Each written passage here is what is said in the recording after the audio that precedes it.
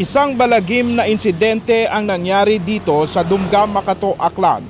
Ang empleyado ng JNT Express hinold up noong taong 2024. Ang biktima binawian ng buhay. Ang suspect ngayong 2026 natagpuang patay sa loob ng piitan sa Aklan Rehabilitation Center. Paano nga ba nangyari ang lahat ng ito? 2 taon na ang nakalilipas pero hindi pa lubusang nakakamit ni John Andre Bulido ang hustisya. Si John Andre Bulido, ang empleyado ng JNT Express na hinold up at napatay ng mga holdupper. April 27, 2024, pumasok ng trabaho sa JNT Express si John Andre. Siya ang magdi-deposit ng pera ng kumpanya na nagkakahalaga ng 500,000 pesos noong araw na yon. Isang delivery truck ng JNT Express mula sa Kalibo ang sumundo sa kanya. Pagdating sa opisina nito sa Dumga, Makato, Aklan, pasakay na sana sa nabanggit na truck si John Andre nang lapitan ito ng isang lalaki at hold upin. Dito banda nakapark yung sasakyan ng JNT Express. Paglabas ng biktima mula dito sa kanilang opisina ay dito pa lamang nilapitan na ito ng isa sa mga suspect at tinutukan ng baril. Dinipensahan ng biktimang si John Andre Bulido ang perang nagkakahalaga ng 500,000 pesos na pagmamayari ng kumpanya na i-deposit sana sa bayan ng Kalibo sa bangko. Doon na po nangyari ang pagbaril ng sinasabing prime suspect na si Del Sol. Tinutukan ako ng right baril, then nag-declare it hold up. Ayon sa investigasyon ng Makato Municipal Police Station, lumaban umano si John Andre at dinipensahan ang perang dala nito. Dipinsa naman rato nga plastic bag nga nag-isugod nga mga kwarta nga nag-resist manimaw ang nitong tao. So rekato nga punto binaril mo suspitsado. Natangay ang 155,000 pesos na pera ng kumpanya. Naisugod pa sa pagamutan ang biktima pero idineklarang dead on arrival. April 29 na gabi, nagsasagawa ng checkpoint sina Police Captain Benny Jones Mendoza sa Binturan sa Banga, Aklan. Isang kotseng pula ang tumakas sa kanila at muntikan pang masagasaan ang mga pulis. Hinabol nila ito ngunit hindi nila ito naabutan. Noon ding gabing yon, isang concerned citizen ang dumulog sa Madalag Municipal Police Station dahil may nakita umanong kotse na inabandona sa kanilang lugar. Ito na ang kotseng tumakas sa checkpoint sa kalapit na bayan. Pumasok dito sa bandang ilog na ito, may isang resort kasi dyan, dito mismo nagtuloy-tuloy ang sasakyan ni Del Sol hanggang sa mapunta doon sa pinakang dulo na yon. No, ganito yung sitwasyon ng ilog, hindi po gaanong kataas ang tubig. So hindi alam ni Del Sol na dead end na pala itong lugar na ito. Wala na pong madaanan na yung kanyang sasakyan, kung kaya't iniwan niya na lamang yung kanyang sasakyan at umakyat na siya doon sa mga bundok na yan. At may mga concerned citizen mula dyan sa resort na nakakita sa sasakyan at sila po ay nagtaka kung bakit gabi na ay nandito pa rin yung sasakyan na yon. So sila ay nag-report na sa Madalag Police Station. Nung naiulat sa Madalag Police Station, nagkaroon sila ng coordination sa iba pang mga police station. Nag-report na rin pala ang Banga PNP sa mga kalapit na mga police station na meron silang hinahabol o hinahanap na isang kotse na tumakas sa checkpoint. So nung nalaman ng mga taga-Banga Police, nakipag-coordinate sila sa mga taga-Madalag Police Station at sekreto nilang pinaligiran yung sasakyan dito. Magdamag itong binantayan ng pulisya sa pag-asang babalikan ito ng driver. Kinabukasan madaling araw ay bumalik nga ito. Lingid sa kanyang kaalaman, nasa lugar na rin pala ang mga pulis. Nakuha sa bag ng suspect ang mahigit 20,000 pesos na pera at may mga drug paraphernalia. Kurso niyo ha.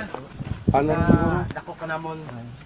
Kami sa Madalag Police Station, ginadako po namo sa saga nga pag illegal possession at drug paraphernalia. Sir, Section 12, Republic Act 9165. Ikaw ay may karapatan nga maghipos, tanan mo mga paghambalon, pwede magamit pabor kontra kimo. Nakunan din ng iba't ibang ID ang suspect at ang isa sa mga ID dito ay trabahador daw siya ng JNT Express. Dahil doon sa mga kontrabando na nakuha sa kanyang pisikal na katawan ay inaplayan ng mga kapulisan ng search warrant sa korte yung sasakyan ng sospechado. So gabi na po yun nung dumating yung search warrant. April 30 ng umaga na aresto po siya dito. So hanggang sa kinagabihan, umabot pa ng gabi bago dumating yung search warrant. Kasi kung walang search warrant, hindi po ma-check yung kanyang sasakyan. So gabi na po, mga alas 8 pasado, dumating po yung search warrant mula sa korte at yun na po, hinalughog na po yung kanyang sasakyan. Mag-alas 8 ng gabi, sa bisa ng search warrant ay hinalughog ang buong sasakyan. It is appearing to the satisfaction of other sign, the examining under the oath of Police Senior Master Sergeant Jeremy Tura and Police Staff Sergeant Edmond. Nakuha sa sasakyan ang 6 na sachet ng suspected shabu at iba pang drug paraphernalia. Agad isinailalim sa drug test ang suspect. Pakandak nga drug test and based sa sa result ay nagpositive kita imaw sa specifically sa methamphetamine hydrochloride, which is ang aton nga local nga is the shabu. So as to the recovered items ay positive man nga nagpositive man nga may ara residue or presence sang methamphetamine, which is nga makambal kita nga nag-drive, nag-connect based sa una nga ginpatakop naton nga adtong sa search nga may na-recovered kita nga mga paraphernalia. The another one is yung pag-implement naton ng search warrant wherein nga nakakita kita to it mga sachet of suspected shabu wherein nga na-prove man nga ay bukod na siya it suspected shabu, which is shabu gicha. Alas 10 pasado ng umaga noong May 1, 2024, nakipag-ugnayan sa mga pulis ang mga magulang ni Del Sol. May motorsiklo raw kasi na iniwan sa loob ng bahay si Del Sol. Ang nasabing motorsiklo ay kahawig umano ng ginamit ng mga holdupper. Ayon nga sa pulisya, nakuna ng CCTV na sinundan ng 2 suspect na nagkasakay sa motorsiklo ang delivery truck na sumundo sa biktima. Itinanggi ni Del Sol na may kinalaman siya sa hold-up incident. Sa pakikipag-usap sa kanya ng mismong ina ay sinabi nito na may sumpaan sila ng grupo nito. Kung mananay matay, gusto ko kang tama na kaluyan at pulis nga barilon ako lagi. Barilon ako dahil wala pag-asa, no bail abi manaranay. Maski milyones pa manaro manghud mag-amot-amot at wa manabit bail. Pag-asa. May kuradugat mo itagaong matawan pa it. Layod mo sir raraan ang hinambal. Ako mga kaibahan na sa senaryo nga ra. Di ko ginigsugid haman makon. May sumpaan kami nga kung sino hidakpan. Ako untanan. Ag hindi ako magtraidor dahil nagsumpa ako. Bulok makon dun ray. Sumpaan sa andang grupo kamoron. Kung sino hidakpan sir, imuro mag-ako dun. Dahil sa mga ebidensyang nakalap ng mga kapulisan, sinampahan ng kaso si Del Sol Sonyo Jr. Siya ang itinuturing na prime suspect sa nangyaring pang-hold up at pagpatay kay John Andre Bolido. Magdadalawang taon nang dinidinig sa korte ang kaso.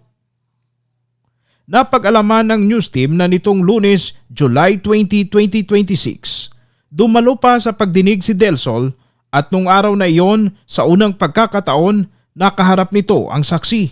Kinabukasan, July 21, 2026, ginulat ng balita ang Aklan matapos matagpo ang patay sa loob ng piitan si Delsol Zonyo Jr. Sa kanyang pagpanaw, mananatiling tanong sa isipan ng sambayanan, sino ang mga kasama ni Delsol nang mangyari ang panghuhold up? Sino ang driver ng motorsiklo na kanyang kasama sa panghuhold up? Sa latest na pangyayari, isa sa mga malapit sa puso ng biktimang si John Andre Bulido ang aming nakausap. Actually, si JJ is parang naging anak ko na din. Mula nung pumasok kasi siya sa JNT, naging close siya sa amin kasi nga usually ang daily routine niya is dito mag-aalmusal and dito magla-lunch. Usually talaga yan every morning before sila mag-remit ng pera sa Palawan, kakain muna, then babalik siya ng opisina, then after nilang mag-remit, pagkatapos ng trabaho niya dun sa opisina, babalik siya dito mga 9:30 or 10. Maninigarilyo, tatambay, mga 15 minutes lang, tapos balik ulit ng opisina. Then mga before lunch, 11:30 or 12, andito na naman yan ulit siya. Kaya parang naging anak ko din siya, kaya sabi ko nga sa kanya minsan, wala akong anak na lalaki, nag-iisa lang kasi anak ko, babae. Lagi niya tinutokso yung anak ko, pero lagi silang mag-aaway, pero barkada, sila na magkaibigan, pero yung magkaibigan asot pusa, yung lang ba, yung tuksuhan na tapos sinabi ko sa kanya, JJ, bakla ka ba? Kasi kasi yung galaw niya parang malambot. Oo. Tapos pag humalakak yan, sabi ko, abot ng kapitbahay. Ang sagot niya sa akin, hindi ako bakla, gusto mo patunayan ko, gawan kita ng apo. Yun ang mga joke niya sa iyo. Yun sila lagi. Tapos ang pwesto niya is, ito talaga. Ito lagi yan. Kaya, kumbaga yung sekreto niya, alam ko din. Love life niya, problema niya. Palagi po nagsishare sa inyo. Nagko-confide siya. Ang nakakamiss lang talaga sa kanya yung araw-araw na kahit hindi siya kakain, dadaan lang siya ng nakamotor, iikot lang, sisigaw ng ante. Tapos pag hindi niya makita yung husband ko, nanap niya. Pag si uncle niya unang nakita, ako ang hanapin niya pag wala ako. Ganon kami araw-araw. Grabe pala yung yung closeness ninyo. Kaya parang pamilya niya na kayo. Second family. Nung araw na yon, naalala mo pa nung April 27, 2024 na hinold up ang JNT Express. Medyo malapit lang sa inyo, Actually, sir, wala kami narinig na putok. Ang naunang customer ko is yung rider nila na ang area is dito mismo sa Dumga.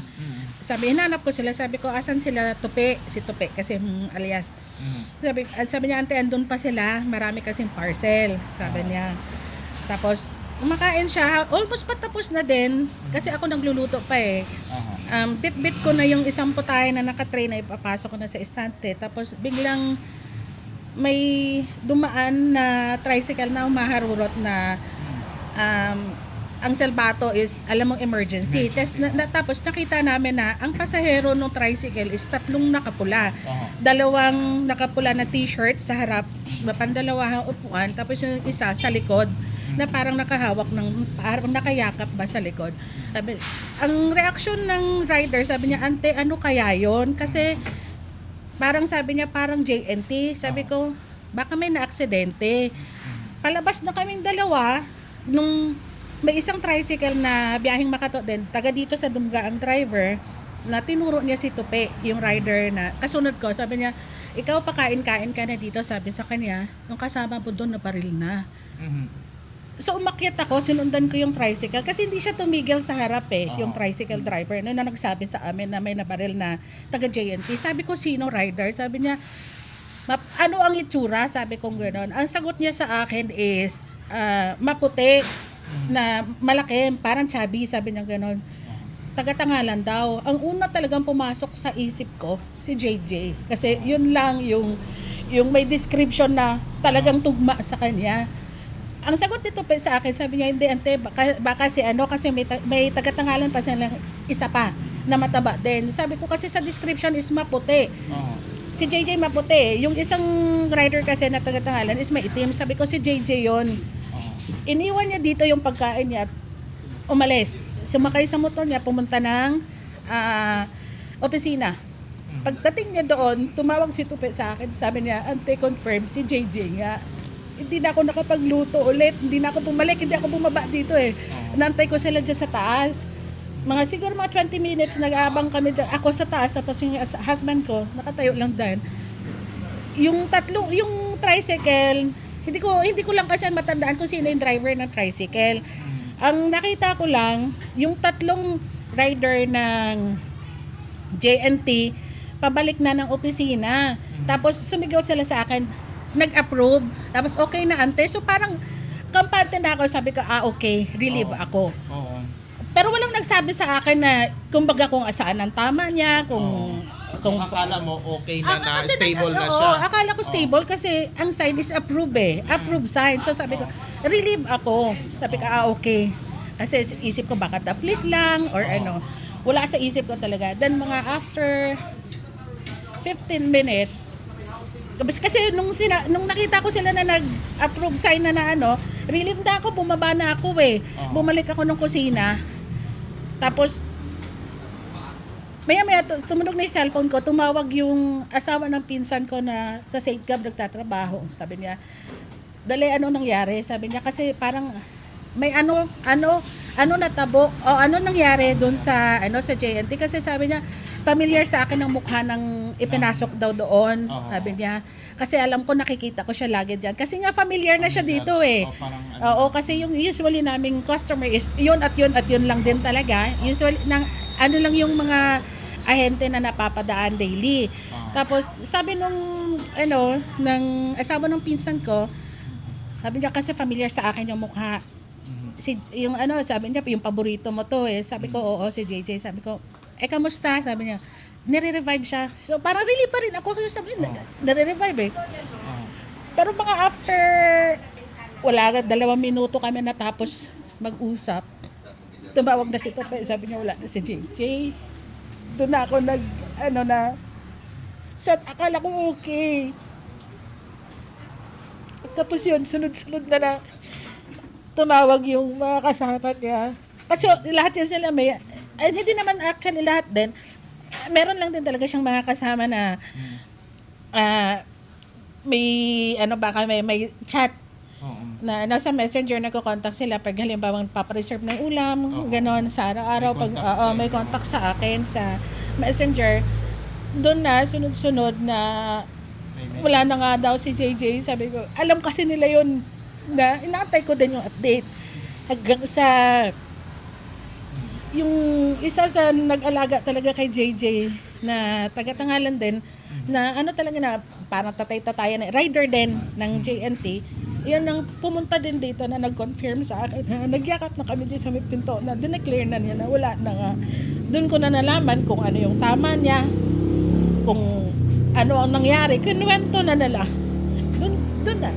Doon ko na buong araw nandito na hanggang 4:00 yata ng hapon kasi hindi na sila nakapag-lunch. Yung mga kasama niyang rider kasi may trauma na eh. Kasi yung ang dami kasi nila, kumbaga wala, si Tupe pa lang din talaga yung nabawas doon sa mga rider na nagpunta dito na kumain.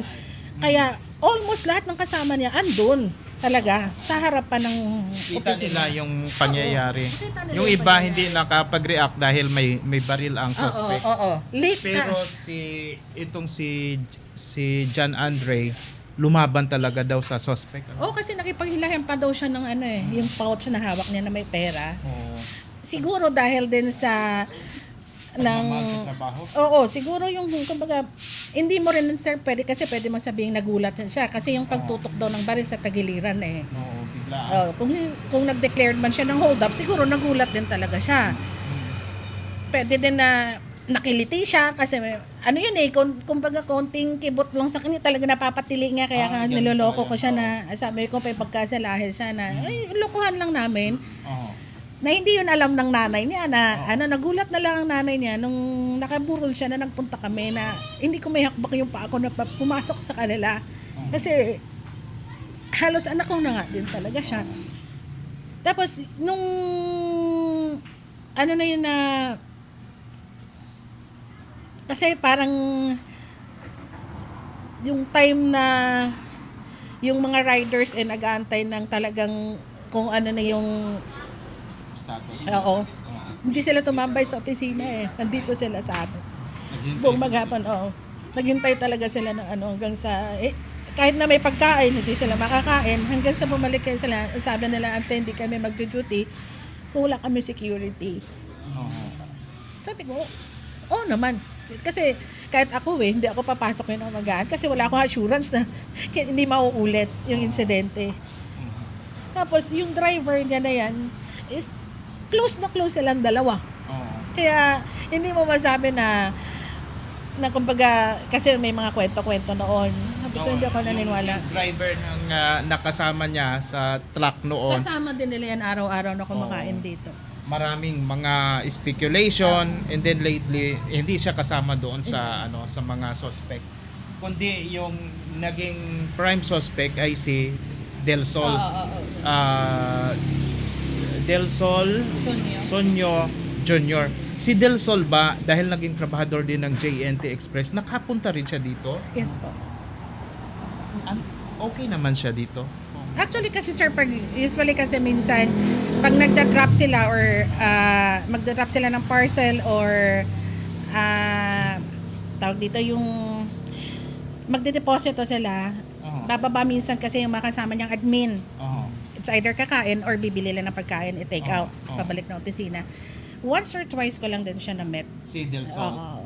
Si Del Sol ay hindi dito na JNT naka-assign. Hindi po. Sa Kasi iba? parang ang pagkakatanda ko is parang pag bagong apply, bagong ano nila is parang ang training ground ang umpisa dito muna itatapon. Parang ganon. Ang pagkakaalam ko kasi hindi siya nagtagal dito eh. Hindi siya nagtagal dito. Wala. Kaya Kasi malalaman mo yun dahil halos kung dito siya na-assign, dito kumakain halos lahat sila ng driver na kahit hindi nga dito ang destination niya, halimbawa Katiklan or dito yan. Kasi nga, kumbaga, hawi nila, dala nila eh. Pag halimbawa, kung sino itinapon ditong reliever sa kanila, yun ang magiging driver. Pagkakain sila, kasama. Kahit hindi kakain or tatambay lang, basta kaharap namin dito na kausap namin, kauntahan namin, ganun lang. Pero si Del Sol, hindi siya nagtagal. Ang alam ko talaga, once or twice ko lang din talaga siya na-met. At halos hindi ka rin makapaniwala na siya rin pala yung Siyempre, sir. Kasi siyempre, isipin mo, magkatrabaho sila eh.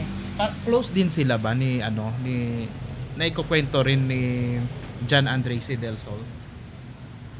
Hindi ko lang talaga, sir, kasi siyempre, silang magka-opisina eh. Unlike talaga yung sa permanent nilang kasama na araw-araw, na yung driver talaga nila na yun. Pero yung mga reliever kasi hindi eh. Hindi ko masabing talagang close sila. Parang ano itong status ni Del Sol? Reliever lang na driver? Parang gano'n? Ay hindi po, regular yata silang driver. Pero minsan kasi pag halimbawa day off yung driver nila dito, kung sino yung available, kasi minsan kulang yata sila sa sakyan. Kung halimbawa may mga sirang sasakyan, kung sino available na pwede, parang gano'n. Yun sa pagkakaalam ko. Hindi siya yung reliever na on call. Regular employee yata siya talaga. Parang alam ko sa DC nila, DC tawag nila eh. Hindi ko alam kung ano yung ng DC nila na yan. Basta, anong reaction mo ngayon na although na hindi pa na sentensyahan si Del Sol na siya talaga ay guilty sa incident, but nagkaroon tayo ng kumbaga nahang tayo sa kayong mga malalapit sa biktima ay kumbaga nandoon nahang tayo sa yung lahat ng mga katanungan parang na-pause lang.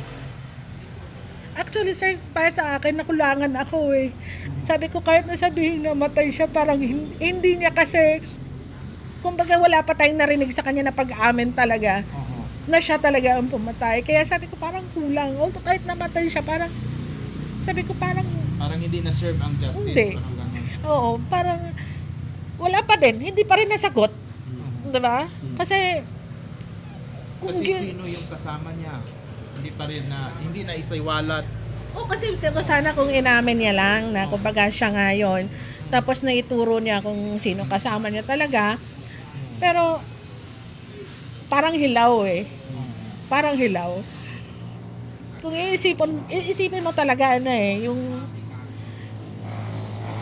hindi deserve ni JJ yung basta ganun lang. Sobrang sayang si Jan. Ang laki ng potensyal ng batang yun. Kaya nga, siya, puring-puri siya ng kanilang opisina. Kasi kahit na iwanan siya, kahit na hindi na parte ng trabaho niya, kung kaya niyang tulungan ka, mapapadali ang trabaho mo dahil sa kanya. Tutulungan ka niya.